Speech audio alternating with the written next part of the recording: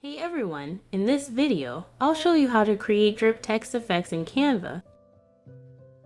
Start by creating a blank design in Canva.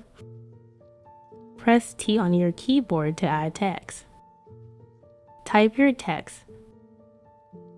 Then change the text color and font.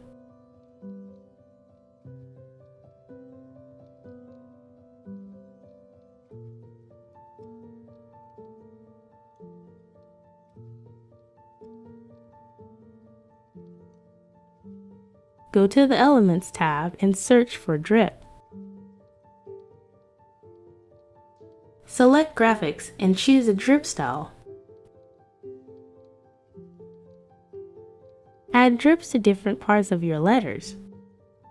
Resize them smaller or larger as needed.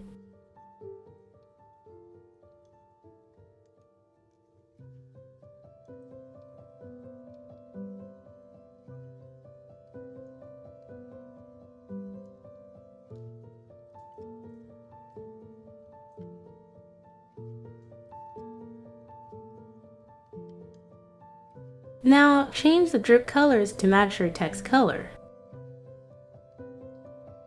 Click Change All to apply it to every drip. That's how you create drip text effects. Thanks for watching.